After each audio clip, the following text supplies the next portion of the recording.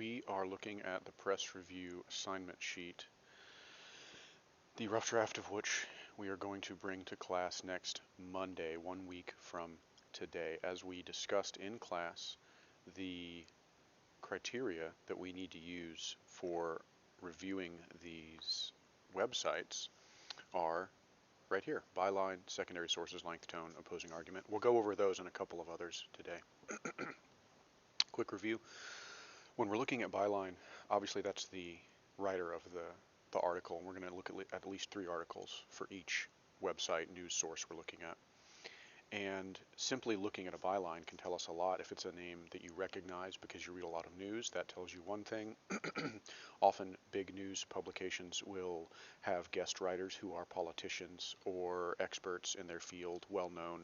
So for example, you'll frequently see senators or congresspeople contributing to major news outlets, and that will tell you something about the credibility of the piece, because maybe that senator serves on the Armed Forces Committee and the article is about military spending, or maybe it's something written by General James Mattis, who, if you follow the news, has been kind of in the public eye over the last year or so.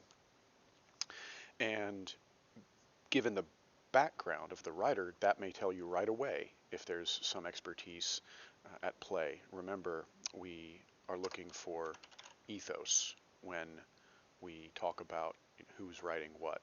That's credibility, authority, ethics. Secondary sources is important because, just like in our Comp 2 class, we want to look for pieces of journalism that rely on existing data. This is the use of logos, right? Using logic, data, statistics to back up an argument. So in that article about military spending, for example, do they have statistics? How far back do they look at military spending? Do they compare our military spending to that of other first world westernized nations? Do they look at the overall budget? Do they look at, do they break down that military spending? It's easy to say, oh, we spend 80% of our budget on the military. We don't, it's not that big, but a big chunk of it. But then it's more tricky to then break that down and say, okay, we spend this many billion on planes, we spend this many billion on pay raises for our service members, so on and so forth, right? So how detailed does it get, and what data, what secondary sources does it use? Because a well-reasoned argument relies on the existing arguments that are out there, and it says, okay, here's the information that I'm basing this off of, because it's really easy to just throw an opinion out there without relying on data or research, right? And that's dangerous because we don't want to take an opinion to be fact. Length is kind of a litmus test. Sometimes it doesn't work, but as a trend, a longer article is going to be more in-depth and more nuanced and better researched than a shorter one. Shorter articles tend to be more about pathos, emotion. They just want to get a quick reaction out of you, get some clicks, get you to view the page, things like that. We all have short attention spans in the 21st century, so longer articles tend to be more serious journalism. Tone is important, and we'll look at that. Again, this comes down to pathos. The tone of an article can often tell you what the writer is angling for. So an article about the anniversary of the September 11th, the 9/11 attacks, will have a sad tone or maybe an angry tone, or it'll have emotion in there, right? And that tone can help you figure out kind of what the article is going for. It can help you figure out if the article is being honest, if it's making a good faith argument, or if it's really trying to get you to feel something without being upfront about it. And that, of course, tells you how credible the piece of journalism is, because journalism should not kind of hide its intentions in that way, but sometimes it does, right? And sometimes stuff that is not journalism has a very clear tone, a very emotional tone, and that's how you can tell it's not really journalism. It's actually an opinion piece, or it's actually something off social media that isn't from a credible journalist, so on and so forth.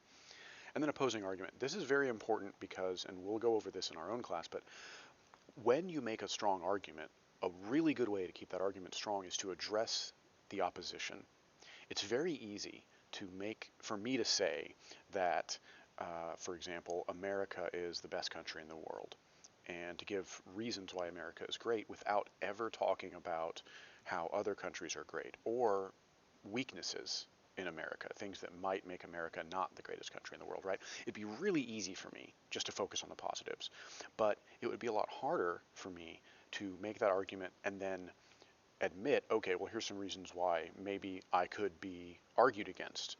Maybe America has a problem with X, Y, and Z, or maybe there are issues that come up with international foreign relations. There are plenty of other countries that are strong in the ways we're strong. So if I address all of that in detail, if I do it using secondary sources, for example, and a reasonable tone, right, then that strengthens my own argument. So admitting weakness in your argument, admitting that there is a reasonable opposition, is actually a strength in this case, and in a lot of cases, right? It's very easy to just say, I'm the best, anyone who argues with me is stupid, and my position is right, the end, right?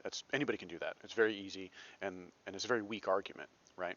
Because you're just leaving the door open for your opponents to come back in and say, well, here's what's wrong with your argument. But if you admit that there are opposing arguments up front, you're taking a weapon away from people who would dismantle your own argument, and we'll look at that.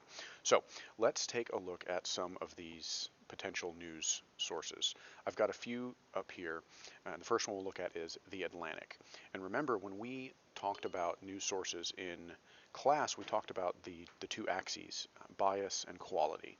And at first glance, it's pretty easy to get an idea of where the bias is in a particular news site. So for example, with The Atlantic, we can see just by looking at some headlines here, kind of what the angling is. This is about climate change. This is about election reform, right? We've got a vaccine headline up here. If we scroll down a little bit, we can see articles about urban collapse, the opioid epidemic. This is a criticism of a Republican congressperson, right? Vaccine lines. So just kind of scrolling down a little bit. Social distancing. Something about Tina Turner. Xi Jinping, leader of China. Another vaccine. So just kind of at a glance, we can sort of get an idea of what their kind of angle is. And I'm going to let's click on the flagship article here. We're talking about getting rid of the filibuster in the Senate. And the byline here, Ronald Brownstein, one useful thing with bylines is you can often just straight up click on them and it'll give you a link to their bio or whatnot. Senior editor at The Atlantic. We're going to scroll down a little bit. This is a bunch of other stuff he's read. Also with a byline, one thing that's nice about a byline is if you do have that option to just click on the name directly from the source, and it shows you everything else they've written, that can give you an idea of their own bias, of the writer's own bias, right? All writers are humans. They are all therefore biased. So we've got, Joe Biden, Republicans. This looks like it's critical of Republicans. This looks like it's critical of Republicans. This looks like it might be critical of Biden, more critical of Republicans. So just right there, that's, 3 or 4 critical of Republicans, which tells us that this guy, like The Atlantic, probably leans left, right? So that gives us an idea of his bias. And it also gives us an idea of what he writes about. This all seems to be national politics. And if I want to know more about someone to really understand the credibility of my writer here, I'm just going to Control C and copy this out here and see what we can get. American journalist. There's his Twitter. That also is going to give us a good snapshot of kind of bias, right?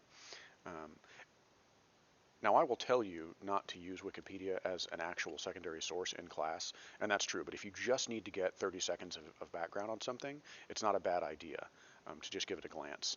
And we're going to click on career here. Been a journalist since 1983, contributing editor for LA Times in 87, chief political correspondent. So he's been doing this for 40 years or whatever. His education is in English literature. Staff writer for Ralph Nader, who's a politician. You probably don't know because you're not old like me. So just at a glance, there's our byline, right? And then we also want to take a look at the length of the article. This is a pretty good length. Now, obviously, this is subjective. I'm just kind of scrolling here. But if we want to get an actual reading on length, I'm going to click and drag here and see if this lets me do this. That kind of does. Okay, so I'm going to click and drag, just the article itself. I'm going to hit Control C to copy it, and then I'm going to go Notepad, and I'm going to actually, you know what we're going to do? We're going to do a different tab. We're going to And this is a good trick to use anytime you're trying to mess with the actual text of an article to, you need to highlight it, you need to search for specific words, anything like that. I'm going to hit Control V to paste us out, and let's zoom back down a little bit. And then we're going to go to Tools and Word Count, and we've got 2,500 words right there. So that tells us at a glance the length of this article, just kind of as a benchmark. And that's pretty good length, right? 2,500 words, pretty good length. And if I wanted to read it for tone, we could see, how emotional the author is, things of that nature. Now, as a contrast to The Atlantic, let's take a look at Fox News, most popular source of news in America in many ways. And right off the bat, look at the difference between the front page, if you will, of Fox News versus that of The Atlantic. Look at font, look at use of white space, look at ads, right? Notice the fact that they have a marquee here that changes. They have, this is a GIF or whatever of their movie clip. Just the fact that there's movement on there that is trying to kind of get your attention. Also look at the use of color. Look how much information is on here. They've got their little chyron for the stock market. They've got plenty of categories up here. And we've got a lot less of that here. It's a lot more minimalist. And so that kind of tells you what they're angling for. Fox News is pretty famous for being kind of attention grabby. Similar to CNN, they try to get your attention to draw you in. And again, we can look sort of at these, main pictures and headlines here to kind of get an idea of what we're doing. So just down here on the left, we've got clips. I mean, just the fact that you've got Stephen Miller showing up on a website, that tells you right away that you're going to be, right of center. Biden COVID bill, criticizing that. Also, look at the pictures. This is not a terribly flattering picture of Biden, and you see this all the time on left-leaning sites. You'll see unflattering pictures of Trump and other Republican figures, and on right-leaning sites, you see flattering pictures of Trump and unflattering pictures of Joe Biden. So just at a glance, you can often tell really transparently if a news source or item is left or right by the way the picture they use, right? If they're using like a mugshot from 3 a.m. of the person they're writing about, probably not favorable to that person, right? So that can kind of give you an idea of what we're going for here. So let's grab, let's see, let's do this one. Washington State Hotel violent. Police arrest 12, take over a hotel with knives. That sounds delightful. Okay, so we're going to kind of look, and right off the bat, you can tell that the article is shorter, and in fact, it ends right there. So just right there, you can tell, I mean, that's probably only a few hundred words, if that. And it's got an embedded, Twitter video. It's got, some tweets here for reference. Now, these are secondary sources. Twitter is not a source of research and news, but it is a secondary source. So they are relying on that. But notice how much imagery and how many video links they have versus the Atlantic story that we looked at, where it is all text, right? And that tells you right there that there's more pathos involved. So that's a warning sign to be kind of careful. Let's look at our byline, and again, we can just right click and take a look. Stephanie Pagonis. We can see her writing history right here. If I want to look up, I'm still in caps lock. Fox Business. Let's see if we don't have a. Let's see. Here we go. We've got LinkedIn. We don't have a Wikipedia. We've got LinkedIn. Oh gosh, I'm on LinkedIn, but I'm not going to log in. Let's see. So harder to find background. What that tells us right off the bat is that there's not as much of a background in journalism as we'd like. and you can tell just from images that she's not as old as the old guy, Ronald. So she hasn't been writing as long, which doesn't necessarily mean she's not as good. Um, but it's harder to find information on her credentials there, which is a bit of a flag. Usually, someone who's a major journalist is going to have kind of a more public stamp. When you Google them up. So not necessarily a red flag, but something to be maybe skeptical about. And these articles are more local, state level, local level. They're more about crime, it looks like. So that kind of gives you an idea of what her reporting history is about.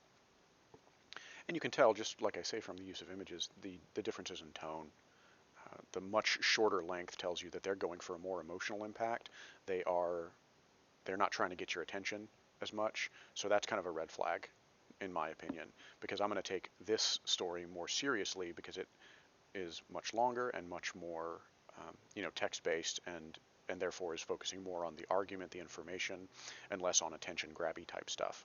So moving on, this is the British Broadcasting Company, BBC.com. As an international news site, it's going to have different information, right? So we see things out of Iran, or Afghanistan rather. We see news out of Asia, obviously. This is an international article about the militarization of the U.S. police, so on and so forth. So let's take a look at the military coup in Myanmar and see what we've got. Pretty recent. And these pictures are taking a while to load. But we can see at a glance that it's pretty good length. Now it's got some embedded images and whatnot, but it's a pretty good length.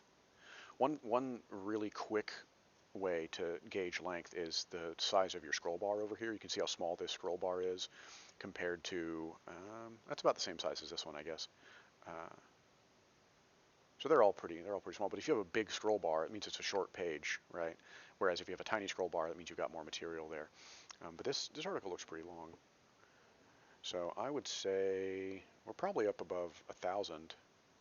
And it has a lot of different takes. So earlier when I was talking about the importance of using secondary sources and opposing argument, you can see that this article is broken up into sections, which is a smart move because anything that's long, a piece of writing, you want to be able to break up so it's not just like a wall of text.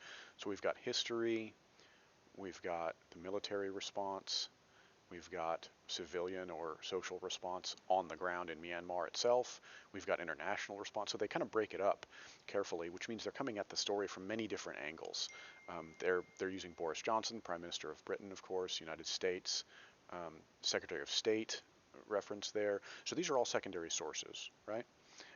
And that's a good sign. British Broadcasting Company, pretty famous for being, a reputable source of journalism. They lean left of center, but pretty solid article there, I would say. Now, our last site here is the National Review, and it, you may notice, looks most similar in terms of font, especially, and layout, to the Atlantic. Look at their use of white space here, and their serif font. Anytime you have the letters with the little edges hanging off the end of them, that's a serif, right? So this is a serif font. You see it when they're trying to be fancy. And the National Review does the same thing. They have a serif font, as opposed to this is a sans serif font on Fox News. There's no little edges hanging off the letters, right? So that tells you something right away. Look at the size of the text, much smaller, more white space, fewer ads, more neutral photographs. You don't see like big, mugshot type photographs of everyone. Now we can see this unflattering picture of one of the ministers out of Iran here. It's kind of a neutral photo of Biden. Now this is interesting. Look at this photo of Trump there. It's kind of a neutral photo of Trump. But these two photos right here are not bad photos of Trump, which tells you right away that we're not a heavy left website, right? Although it seems like it's critical of him, right? So that tells us maybe we're kind of in the middle. Just kind of looking around.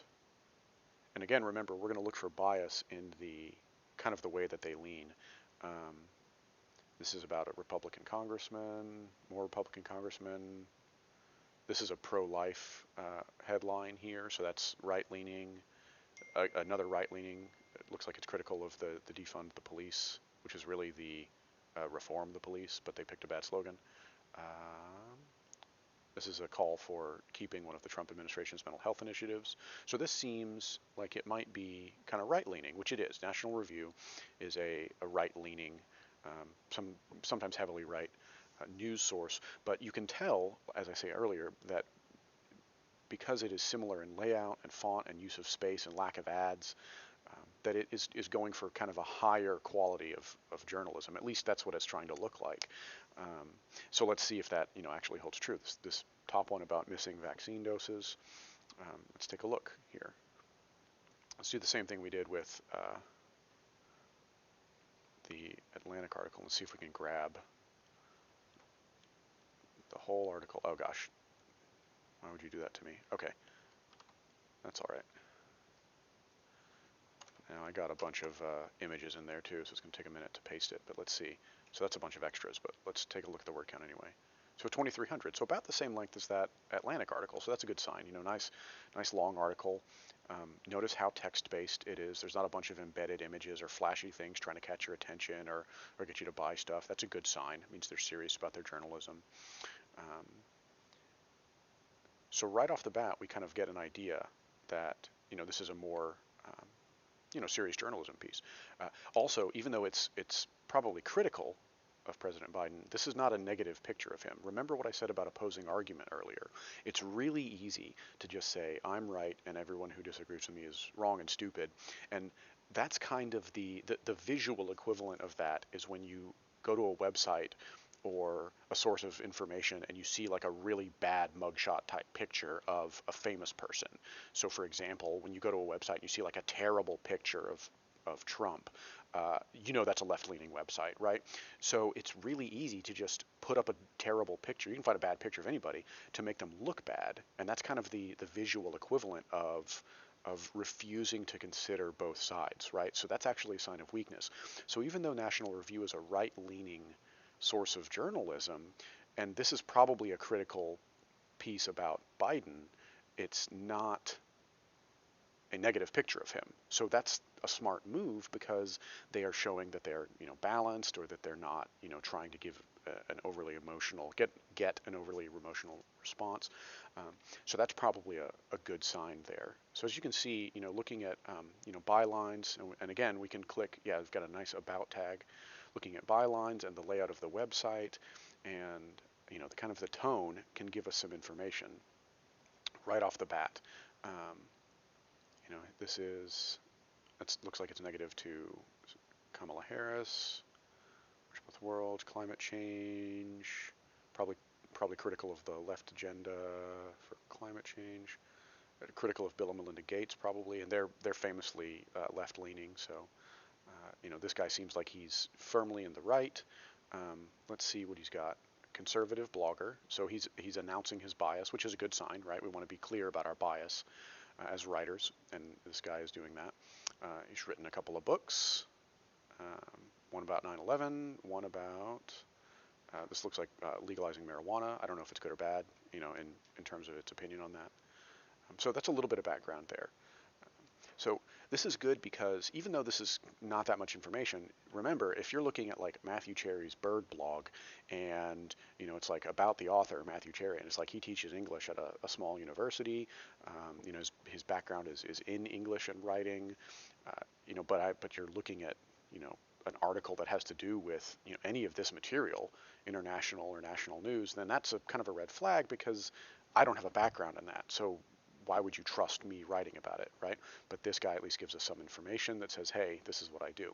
So remember, with all of these things, byline, tone, the layout of the website itself, use of opposing arguments, sources, these are all clues. So as we go through and examine these websites, these are the things I want us to look for. And this is what I look for. This is what I do anytime I come across a new website, because there's dozens of journalism websites.